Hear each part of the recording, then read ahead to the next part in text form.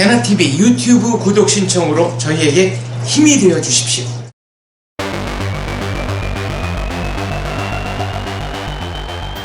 자, 이영작 박사님께 또 핵심 질문 하나 던져보겠습니다. 네. 김한길 지금 이제 국민의당 네. 으로 간 김한길 전 대표가 야권 통합을 해야 되지 않겠느냐는 뉘앙스로 발언하면서 개헌 저지선이 필요하다. 네. 그러니까 개헌 얘기가 간접적으로 지금 이제 수면 위로 떠오른 겁니다. 이원 집정부 개헌을 말하는 겁니까? 그러겠죠. 이원 집정제 개헌이나 내각제 개헌을 얘기를 하는데요. 이게 참 보면은 1985년도에 그때가 12대 총선 때죠. 네. 그때 그 핵심 이슈가 개헌 반대였거든요. 개헌 반대. 개헌 반대였네요. 대통령 직접 선거제를 얘기를 하니까 네. 그 당시 민주정의당에서 호헌론을 들고 나왔습니다. 그러면서 그게 아니에요. 네. 이원 집정제 얘기가 있었어요. 아, 그때 이원 집정부에서 개헌 얘기가 네, 있었죠. 이원 집정제 개헌 얘기. 그래서 그거를 굉장히 반대를 했죠. 네. 네, 그래서 우리는 직선제를 원한다. 대통령을 직접 뽑는 걸 원한다. 근데 이제 그게 지금 30년 후에 다시 이제 지금 이원 집정제 개헌을 반대하는 듯한 발언을 이제 야당에서 하고 있는데요. 근데 이원 집정제가 뭐가 나쁘죠? 나쁜 이유를 얘기해야 되는 거 아니에요. 그러니까 굳이 들자면은 한 번도 운영을 해본 적이 없다. 뭐 그냥 대통령 직선제 해봤어요? 직선제는 그래도 뭐 박정희 대통령 때도 이승만 대통령 때도 그 다 독재 정권이었잖아요. 네. 그 사람들이 직선제는 그래도 네. 그러니까 이게요. 내가 봤을 때는 그거는 명분이고 그냥 바뀌려 하는 얘기고 이대로 가면 자기 당선 안 된다. 또 서울에서 나오는 국민의당 이거 당선 어렵다. 그런 시각이 있는 거 아닌가 싶어요. 그러니까 그렇게 얘기할 수는 없으니까 패배주의라고 그러니까 개헌 저지선, 개헌 저지선 확보해야 된다. 그런 얘기를 하는 것 같거든요. 저는 개헌론이 근데요, 그게요. 지난 그 18대 총선을 보면은 18대 총선에서는 오히려 우파가 분열됐었죠. 그렇습니다. 네, 그 누구죠? 박근혜 친박연대. 네, 친박연대라는 것도 있었고 또 자유선진당도 있었고 그렇습니다. 충청도를 기반으로 했던 자유선진당도 있었고 그리고 또 한나라당도 있었단 말이에요. 그리고 무소속도 한나라당이 그러니까 보수 출신들 보수파 출신들 많이 출마를 했습니다. 많이 출마했고 사실 그 당시에 뭐 지금 김무성 대표도 무소속으로 나와서 공천 못 받아서 생환을 했죠. 무소속으로 나와서. 그래서 이제 당선됐는데 그러니까 당이 갈라진다고 반드시 지는 게 아니잖아요. 당이 갈라져도 이겼단 말이에요. 근데 그런 당이 갈라져도 이기는 역사는 많아요. 예를 들어서 가장 대표적인 게 그 1948년 트루만 대통령 선거 때. 해리 트루만. 트루만의 민주당은 정말 3분이 됐다고요. 그래서 그 민주당이 그때 가지고 있던 흑인 문제에 대해서 진보적인 그런 그 의견 때문에 스티런 서먼 같은 사람은 당을 따로 만들어서 대통령 선거 나갔었잖아요. 네, 프로그레시브 파티 진보당을 아니 그게 근데 이름은 생각 안 나요. 근데 아무튼 그 사람들은 보수예요. 그 사람 흑인 인종주의자거든요. 스티런 서먼이라는 사람이. 그래서 나중에 공화당으로 가고 말았는데 그래서 보면 이 민주당이 좌파 우파 다 갈라지고 중도파만 남았는데 듀이한테 트루만이 존 듀이한테 이겼단 말이에요.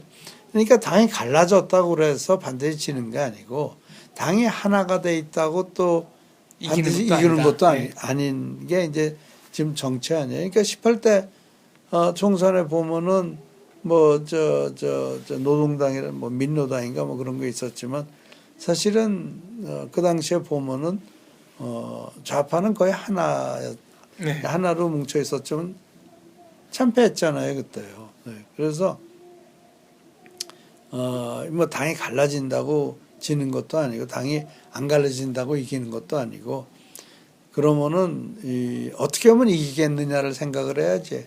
당이 갈라지면 우리 진다. 그러니까 개헌 저지 안 된다.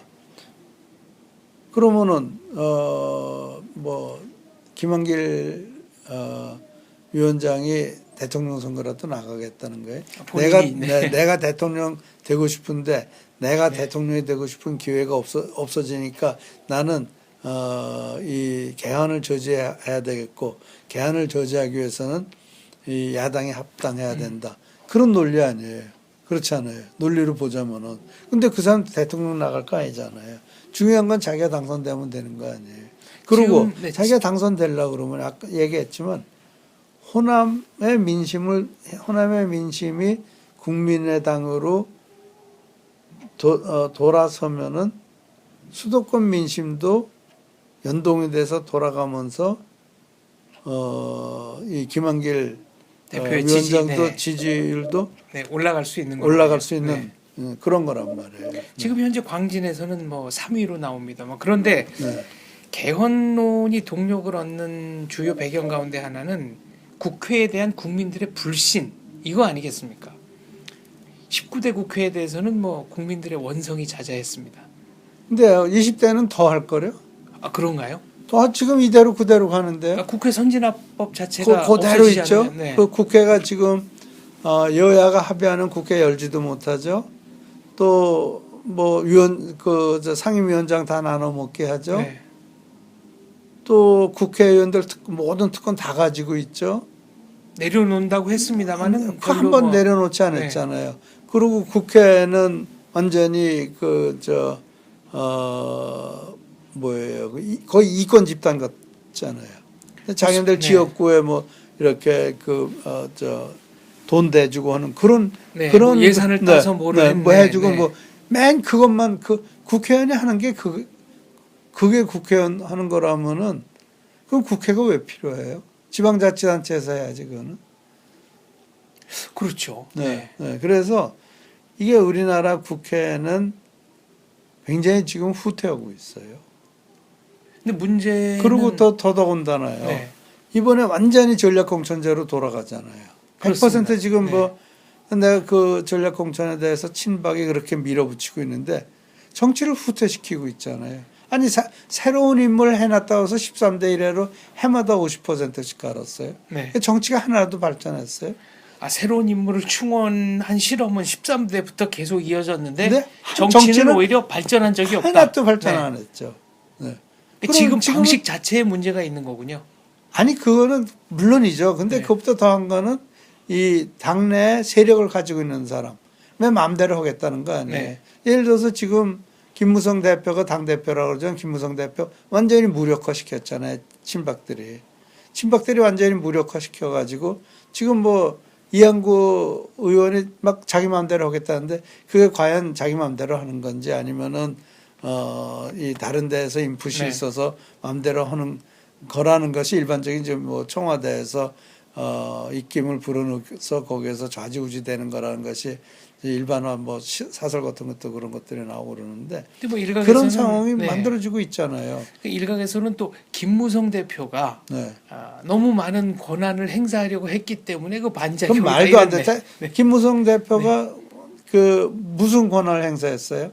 이 공천권을 갖다 국민에게 주겠다는 건데. 그러니까 이게 근본적으로 그걸 제일 먼저 반대한 사람들인 거예요. 야당이 제일 먼저 반대했어요. 그러면서 친박이 반대했고, 그러니까 친노가 반대하고 친박이 반대하니까 결국은 친노 비노가 갈라진 거고 지금 여당에는 친박 비박이 갈라진 거 아니에요. 그 친노도 당의 공천권을 포기할 의사가 없었다고 전혀 보시는 거군요. 그렇죠. 원래 그랬잖아요. 이거 누구의 문재인 대표가 무슨 평가위원회 같은 거 만들어 가지고 공천권을 자기네들이 행사하겠다 그랬잖아요. 그러면서 오픈 프라이머리 않겠다고 한 거 아니에요. 네, 그러니까 이 상향식 공천 안 하겠다는 거 아니에요. 그러니까 상향식 공천을 안 하겠다는 거는 당의 권력자 맘대로 좌지우지하겠다는 거예요. 이 사람 여기다 심었다가 아니면 말고.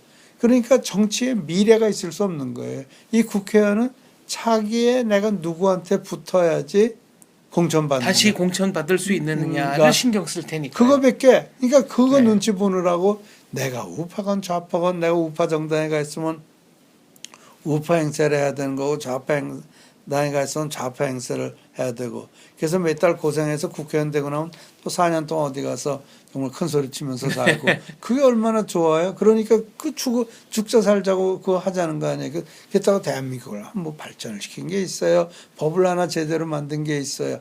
하는 게 아무것도 없잖아요. 그럼 이 국회 거의 국회 무용론까지 나오는 지경인데 이거 그렇죠. 어떻게, 그러니까 어떻게 해야 됩니까 그러면은? 그러니까 제가 네. 꾸준히 얘기했던 것이 이 국민들이 공천을 하게 하면은 그런 국회의원 태어날 수가 없는 거예요. 그리고요 계속 물갈이 한다고 그러는데 아니 초재선 의원이 4선 5선을 물갈이하고 그 사람이 또 3선 4선 되면 또 초재선 의원이어서 물갈이하고 네. 그게 말이 돼요? 정치라는 것이 아마추어들로 꽉 채워놓은 거 아니에요. 반이 초선 의원들인데 초선 의원이 정치를 뭘 알겠어요. 다른 분야는 전문가들이 우대를 받는데 정치만은 완전히 아무나 해도 된다 이런 의식이 좀 있는 것 그렇죠. 같습니다. 그건 잘못된 거죠. 굉장히 잘못하는 거죠. 근데 그 잘못하는 핵심에 친노와 친박이 있는 거예요. 그렇다면 이 국회에 대한 국민들의 불신, 분노 네. 이거 어떻게 좀 뭐 컨트롤을 하든지 해결을 그럼 데모해야죠. 네. 그럼 전에 전두환이 독재할 때는 길에 나가서 데모라도 했잖아요. 네. 국회가 이 모양이 되니까 데모도 못 해요. 국회 앞에 가서요 데모를 해야 되는 건가요? 국회가 아니고 정말 6.25 같은 것이 다시 일어나야 되는데 네. 지금 정치적으로 그걸 하기가 현실적으로 안 되잖아요. 그리고 뭐 그때처럼 막 최루탄 맞으면서 데모할 사람들이 어디 있겠어요. 지금 뭐 형태로는 다 민주주의지만 이게 무슨 민주주의예요. 그냥 자기가 사람 국회의원 그 임명제도나 마찬가지죠. 제가 지금 생각하는 문제점은 그렇다면 이원 집정부제로 개헌이 됐을 때 그때는 국회가 제대로 기능할 수 있겠습니까? 그런데요, 이원집정제라는 것은 이 국회와 대통령과 의회가 어느 정도 견제를 하게 된다. 그러니까 총리는 의회에서 뽑는 이원 집정부제를 네, 말씀하시는 네, 거죠. 그렇죠. 네. 네. 대통령은 그러니까 국민 직선. 대통령은 이제 권한이 제한이 되겠죠. 네, 국방, 네, 외교 뭐 큰 틀에서의 네, 네. 그런 걸로 이제 제한이 될 거고, 그래서 이제 국방, 외교, 통일 이런 거는 대통령이 담당을 하고, 나머지는 이제 내정은 국회 선출직 네, 국회에서 총리가, 이제 총리가 하게 함으로써 역할 분담이 되는 거죠. 그래서 결국 내정과 이 국정에서 내정 파트와 그 국제 파트를 갖다 나누는 네. 거죠. 그러면은 이 지금 우리나라에서는 내정이 남북 관계에 개입을 자꾸 하잖아요. 간섭을 하고. 네. 그래서 우리나라가 점점 더 이게 시끄러워지는 거란 말이에요. 그건 없어져야죠. 적어도 내정과 뭐 대북 문제는 독립이 돼야죠. 네. 그것이 지금 자꾸 연합이 돼 있어. 한 정권에서 모든 거를 한 사람이 모든 걸 다 갖고 있잖아요. 지금 박근혜 대통령이 모든 권력을 다 가지고 있잖아요. 거기다 지금 뭐 국회의원 공천권까지 다 행사하려고 그런단 말이에요. 이게 제대로 되겠어요. 그리고 지금 김정인 대표는 더불어민주당 김정인 대표는 이런 독재가 없어요. 그 어떻게 자기 한 사람 마음대로 다 내 생각이 있어. 그리고 그 다음 날 우리 당대당 통합합시다. 그리고 안철수는 빼고 이게 무슨 정당에 애들 노는 거예요? 깡패 집단이에요. 그래서 그냥 보스가 한마디 하면 밑에 줄 쫓아가고 지금 그런 형태 아니에요. 아 이건 상당히 문제가 있다고 보시는 거군요.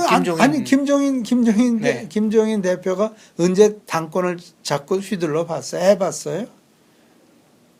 지금 맘대로 네. 하고 있는 거 아니에요? 네? 하다못해 보세요.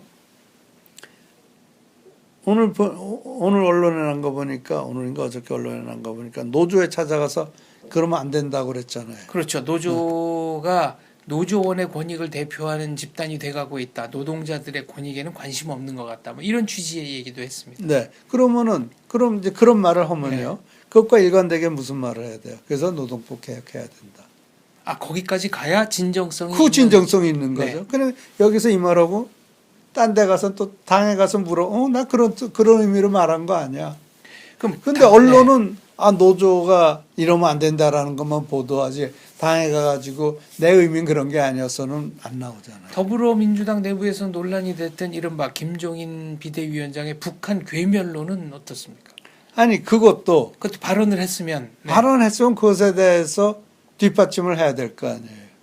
근데 그것에 대한 뒷받침 안 하고 있잖아요. 그러니까 이제 예를 들어서요. 테러 방지법이요. 네. 테러 방지법을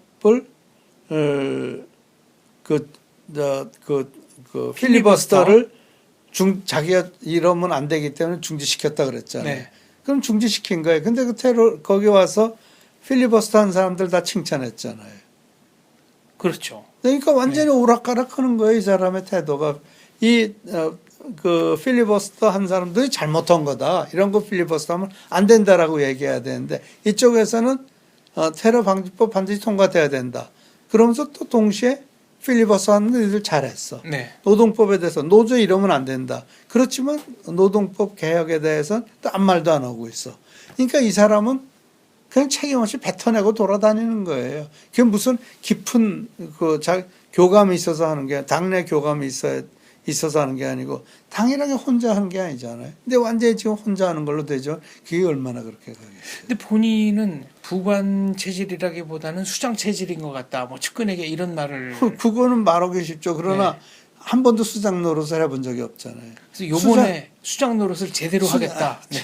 수장이라는 것도 배워야 하죠. 수장을 해본 적 없는데 네. 그걸 함부로 휘두르는 거예요. 수장이라는 것이 그렇게 쉬워요. 그럼 누구나 다 수장하게 해요? 누구나 다 대통령 하게 해요? 아, 그렇습니다. 그런 면에서는. 그러니까 그게 수장 노릇한다는 게 우리나라에서 왜 대통령이 40세 이상이 돼야 비선거권이 주어져요? 왜 국회의원은 25세 이상이 돼야 비선거권이 주어져요? 다 이유가 있는 거예요. 네, 그만큼 어떤 돌발 행동을 하면은 안 되는 자리니까 책임 안전장치. 행동. 네. 그런데 좀 북한이 위험하다는 게 뭐예요? 그 30몇 살 먹은 사람이 30살인가? 지금 김정은이 그런 사람이 거기에 말하자면은 전권을 휘두르고 있으니까 위험한 거란 말이에요. 그런데 이 김정인 대표가 언제 정권을 쥐고 휘둘러 본 적이 있어요? 지금은 그래서 한간에서는 친노에 대해서 저렇게 비판적인데 문재인, 김종인 미략설까지 나오고 있는 형편입니다. 글쎄 미략을 했거나 안 했건 그건 이제 시간이 지나면 밝혀질 거고요. 네.